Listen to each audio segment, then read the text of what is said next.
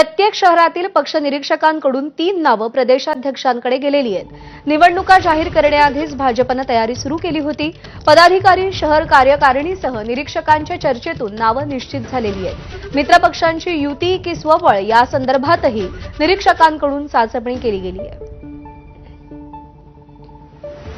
अभिषेक मुठाळ आपल्याला अधिक अपडेट देईल। अभिषेक, निवडणुका जाहीर होण्यापूर्वीच भाजपनं कशी तयारी केली, कशी मोर्चे बांधणी केली? नक्कीच निवडणुका ह्या जाहीर होण्याच्या अगोदरच भाजपकडनं निरीक्षक हे प्रत्येक नगर पालिकेमध्ये पाठवण्यात आलेले होते।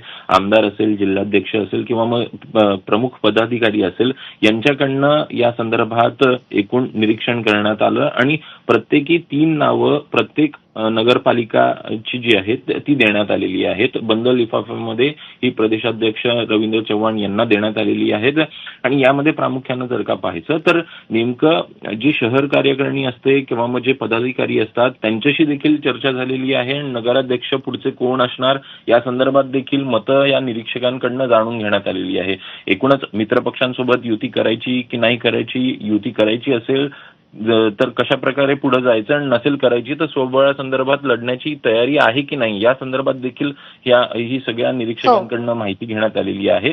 प्रत्येक नगरपालिकेच्या शहरातनं 3 नावांसंदर्भात बरोबर आहे। त्यामुळे भाजपनं जोरदार तयारी केलेली आहे। 3 नावं प्रत्येक विभागातून समोर गेलेली आहेत। अभिषेक, धन्यवाद दिलेल्या सगळ्या सविस्तर माहितीसाठी।